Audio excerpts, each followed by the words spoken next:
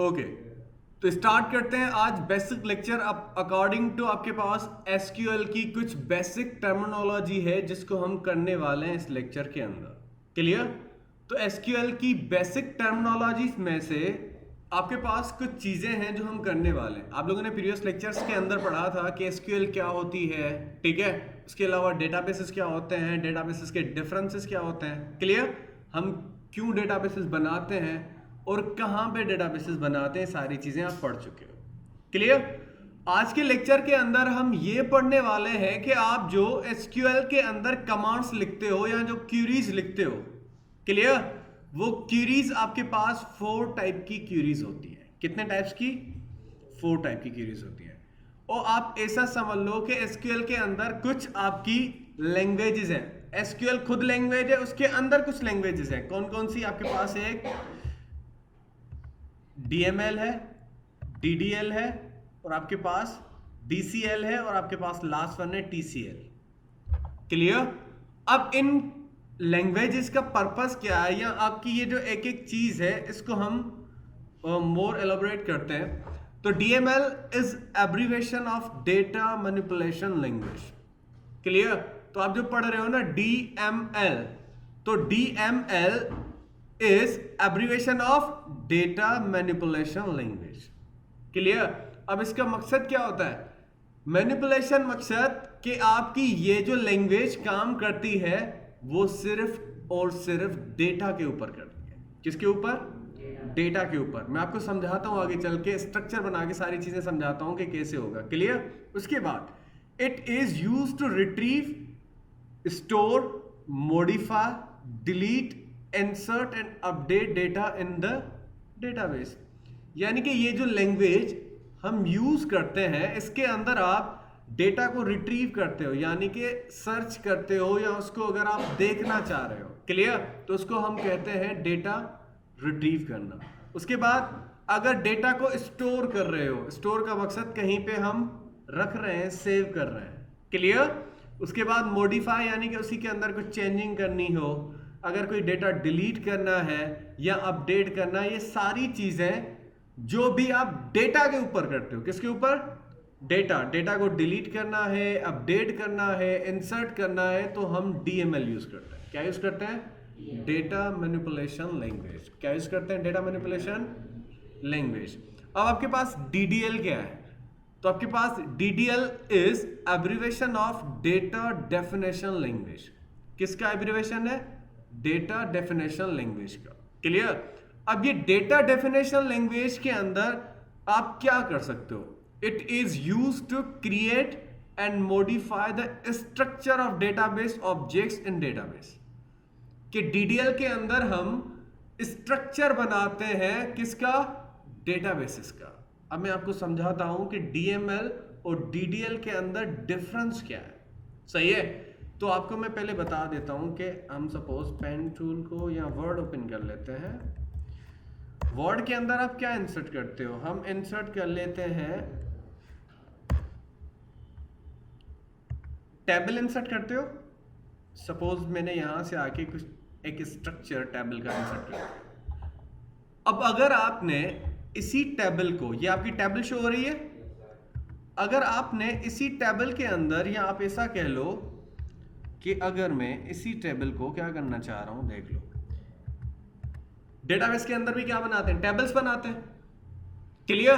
तो जब आप किसी डेटाबेस का स्ट्रक्चर बना रहे हो, क्या बना रहे हैं हम? स्ट्रक्चर, या उसका कह दो कि स्केलेटल या ढांचा, स्ट्रक्चर, तो हम क्या यूज करते हैं? डीडीएल की कमांड्स यूज करते हैं। कौन सी कमांड्स हैं डीडीएल की? यहां पे आप देख लो कौन सी? Create, alter, drop statements. ये 3 किस्म की स्टेटमेंट है, और भी है इसके अंदर जो हम यूज करते हैं डीडीएल के अंदर। किसके अंदर? और ये जो कह रहे हैं ना क्रिएट, अल्टर, और आपके पास एक था ड्रॉप, इसका मकसद पता है क्या है? क्रिएट मकसद, अगर आप टेबल क्रिएट कर रहे हो, उसका स्ट्रक्चर क्या क्रिएट कर रहे हैं? स्ट्रक्चर। अगर सपोज अगर आप इसी टेबल को बनाना चाह रहे हो जिसके अंदर हम वैल्यू पुट करते हैं ना टेबल के अंदर, लेकिन वैल्यू पुट करने से पहले हम क्या बनाते हैं? उसका ढांचा बनाते हैं ना, या जो रोज एंड कॉलम्स बनाते हैं। क्लियर, जहां पे आपने वैल्यूज को पुट करना है। क्लियर, तो जब आप उस डेटाबेस की टेबल्स को क्रिएट करते हो, क्या करते हैं, टेबल्स को क्रिएट करते हो, तो हम क्या बनाते हैं, यहां आप कह दो कि हम DDLs की कमांड यूज करके स्ट्रक्चर बनाते हैं। क्या बनाते हैं, स्ट्रक्चर। अगर मुझे एक टेबल क्रिएट करना है तो मैं क्रिएट की कमांड यूज कर लूंगा। कौन सी कमांड, क्रिएट की कमांड। अगर मैं इसी टेबल के स्ट्रक्चर को अल्टर करना चाह रहा हूं, मकसद अगर मैं इसका ये जो आपके पास ये कॉलम है पूरा या रो है, किसी कॉलम को या किसी रो को डिलीट करना चाह रहा हूं, क्या करना चाह रहा हूं, अब मैं उसके स्ट्रक्चर की बात कर रहा हूं। किसके, इसके स्ट्रक्चर की, कि मुझे इस टेबल के अंदर सपोज दिस कॉलम नहीं चाहिए, तो यहां से आके मैं डिलीट कर दूंगा, और डिलीट करना है एंटायर कॉलम। तो क्या हुआ, जो 5 कॉलम थे अभी कितने हैं, 4 कॉलम है। अगर आपने किसी कॉलम को डिलीट किया तो आप डिलीट की कमांड यूज कर लेते हो। अगर आप चाहते हो कि आपने इसी टेबल का, यानी कि आप ऐसा समझ लो कि अगर स्ट्रक्चर को आपने बनाना है और उसी स्ट्रक्चर को अल्टर करना है, अल्टर मींस आफ्टर क्रिएशन। जब आपने एक टेबल बना दी, उस टेबल को बनाने के बाद आपने सोचा कि मुझे इसके अंदर एक कॉलम ऐड करना है या एक कॉलम डिलीट करना है, समझ में आया, या उसके अंदर जो आपने कुछ चीजें स्ट्रक्चर बनाई है उसको चेंज करना है, तो हम अल्टर की कमांड यूज कर लेते हैं। और वो अल्टर की कमांड किससे बिलोंग करती है, DDL से। किससे, DDL की कमांड्स के अंदर आपके पास 3 किस्म की कमांड होती हैं। कौन सी, मैं आपको समझा देता हूं कि आपके पास DDL के अंदर क्रिएट, अल्टर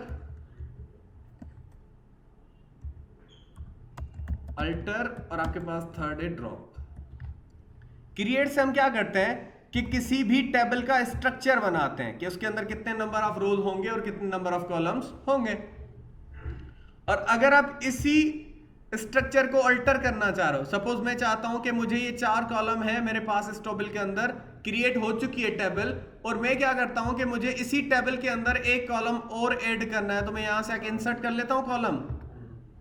समझ में आया, तो अगर उसी स्ट्रक्चर में कुछ चेंजिंग करनी है, उसी स्ट्रक्चर में कुछ चेंजिंग करनी है, तो हम क्या यूज कर लेते हैं, अल्टर यूज कर लेते हैं।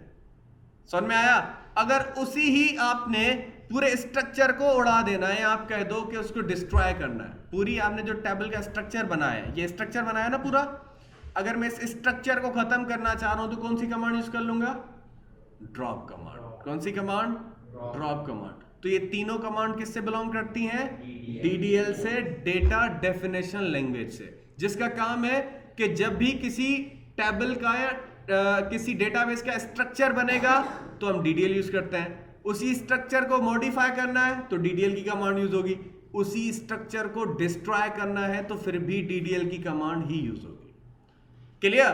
अब आपने कुछ पढ़ा DML, क्या पढ़ा, तो DML के अंदर डेटा मैनिपुलेशन लैंग्वेज। इसके अंदर मैनिपुलेशन मकसद, अगर डेटा आपका एक जगह से, आप ऐसा समझ लो कि उसके अंदर डेटा इंसर्ट कर रहे हैं, उसी डेटा को अपडेट कर रहे हैं, उसी डेटा को डिलीट कर रहे हैं, तो डेटा मैनिपुलेट हो रहा है, सही है। इसको मैनिपुलेशन करते हैं कि उसी डेटा की आप चेंजिंग कर रहे हो, इधर से उधर, उधर से इधर, उसको मैनिपुलेशन कहता है। अच्छा, इसके अंदर है सिलेक्ट, अपडेट, इंसर्ट, ये कुछ कमांड्स हैं जो बिलोंग करती हैं किससे, DML से। पता है DML क्या करती है, DML एक्चुअली आपने ये स्ट्रक्चर जो बनाना होता है वो DDL के थ्रू बनाते हैं पूरा, समझ में आया। अगर उसी स्ट्रक्चर को अपडेट करना है तो फिर भी DDL की क्यूरी या कमांड चाहिए हमें, अगर उसी ही स्ट्रक्चर को खत्म करना है तो फिर भी हमें क्या चाहिए, DDL की कमांड चाहिए। हम पढ़ने वाले 1 बाय 1 इनको। अगर मैं क्या करता हूं कि मुझे अब इनके अंदर वैल्यू इंसर्ट करनी है, क्या इंसर्ट करनी है, अगर सपोज आपने स्ट्रक्चर बना लिया, कॉलम बना लिया एक टेबल के, अब मैं इसके अंदर सपोज क्या बनाना, इंसर्ट करना चाह रहा हूं, वैल्यूज पुट करना चाह रहा हूं। सपोज अली है, अहमद है, ये वैल्यूज है ना, सिटी है सपोज हैदराबाद है, क्लियर। और आप समझ लो कि कुछ भी डेटा दे दो। तो अगर स्ट्रक्चर को बनाने के बाद वैल्यूज की बात की जाए, किसकी, वैल्यूज की, तो आपके पास DML यूज होती है, क्लियर। इसी टेबल को अगर आप वैल्यू इंसर्ट करना चाह रहे हो, या इस टेबल के अंदर अगर आप वैल्यूज इंसर्ट करना चाह रहे हो, क्या इंसर्ट करना चाह रहे हैं हम, वैल्यूज इंसर्ट करना चाह रहे हैं तो हम कौन सी कमांड यूज करेंगे? DML की कमांड। DML की कमांड कौन कौन सी है आपके पास?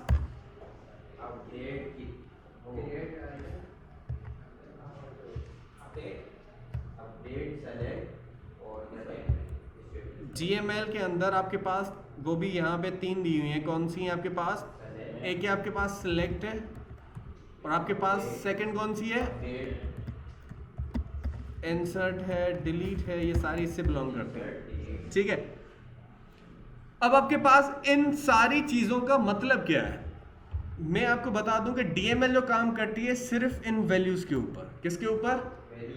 जो आपने एक ढांचा बना दिया वो बनता है DDL के अंदर। किसके अंदर? DDL। और उसी ढांचे के अंदर, या ऐसा समझ लो उसी स्ट्रक्चर के अंदर, जब आप वैल्यूज पुट करते हो तो हम क्या यूज करते हैं? DML। अगर उन्हीं वैल्यूज को अपडेट करना है, अली की जगह पे मुझे अहमद लिखना है, तो फिर भी क्या यूज करेंगे हम? DML। समझ में आया? डेटा को अपडेट कर रहे हैं। क्लियर? अल्टर का मकसद होता है स्ट्रक्चर को अपडेट करना, एक कॉलम डिलीट करना, दूसरा कॉलम बनाना, ऐसे, उसको अल्टर कहते हैं। लेकिन अपडेट की बात आए तो अपडेट का मकसद किसी वैल्यू को अपडेट करना, इस वैल्यू की जगह पे कोई और वैल्यू पुट करना। समझ में आया?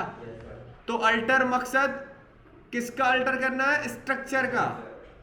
अपडेट मींस हम वैल्यू को अपडेट करेंगे। समझ में आया कि आपने जो वैल्यूज पुट की हैं उन्हीं को अपडेट करते हैं। उसके बाद है आपके पास इंसर्ट। अगर आपने अभी ये वैल्यूज इंसर्ट की हैं तो फिर भी DML की कमांड इंसर्ट यूज होगी।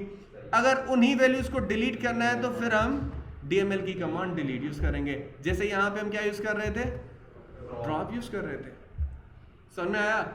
तो ये आपके पास है DDL और DML। अब दो आपके पास कुछ और भी हैं जो जिन्हें हम कहते हैं DCL और TCL।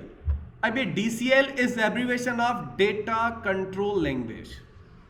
DCL stands for data control language. अब हमें यह भी पता चल गया कि DDL के अंदर हम जितना भी डेटाबेस का स्ट्रक्चर बनाते हैं DDL की कमांड यूज करते हैं, लेकिन उसी स्ट्रक्चर के अंदर वैल्यूज पुट करनी है या उन वैल्यूज को अपडेट करना है, डिलीट करना है, तो हम DML की कमांड्स यूज करते हैं। क्लियर? अब बात करते हैं डेटा कंट्रोल लैंग्वेज का। तो हम इसके अंदर क्या करते हैं? It is used to create roles, permissions and referential integrity as well as it is used to control access to database by securing it. अब आप समझ लो, इसके अंदर ग्रांट और रिवोक दो किस्म की स्टेटमेंट्स होती हैं, कमांड्स होती हैं। इनको हम पता है क्यों यूज करते हैं? कि अगर आपने स्ट्रक्चर बनाया डेटाबेस का, उसके अंदर वैल्यूज भी पुट की, लेकिन हम प्रोवाइड करते हैं सिक्योरिटी। क्या प्रोवाइड करते हैं? कि मेरे डेटाबेस को कौन कौन एक्सेस करेगा। समझ में आया? कि अगर आपने परमिशंस देने होते हैं फेसबुक के ऊपर, आपके आईडी के यूजर नेम और पासवर्ड या आपके फ्रेंड्स आप ही दे सकते हो। अगर आपने प्राइवेसी सेट की है, सिक्योरिटी सेट की है, तो कोई और नहीं देख सकता। ऐसे ही है ना? तो आपका फेसबुक वालों का तो एक ही डेटाबेस है जिसके अंदर करोड़ों यूजर्स क्या करते हैं? लॉगिन करते हैं, उनका डेटा इंसर्ट होता है। ऐसा ही है? तो वो क्या करते हैं? सिक्योरिटी प्रोवाइड करते हैं।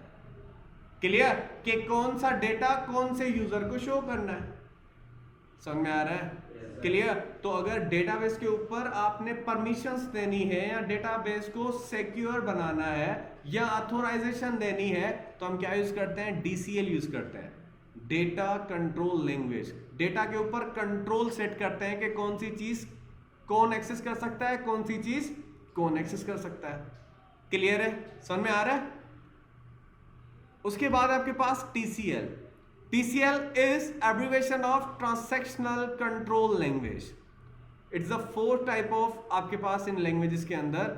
अब ये Transactional Control Language क्या करता है? It is used to manage different transactions occurring within a database. तो आपके पास जितनी भी transactions होती हैं उनको मैनेज जो कर रहा होता है वो कौन कर रहा होता है? TCL। आपके पास कमिट रोल बैक स्टेटमेंट के लिए हम क्या यूज कर देते हैं? TCL। अच्छा, आपके पास ये रोल बैक या कमिट क्यों यूज करते हैं? कि अगर आपका डेटा लॉस हो जाता है, क्या हो जाता है? लॉस हो जाता है, तो उस पर्पस के लिए उनके बैकअप बनाना, सही है, किसी डेटा का बैकअप बनाना, ये सारी चीजें करना वो हम किसके थ्रू करते हैं? TCL के थ्रू करते हैं। क्लियर?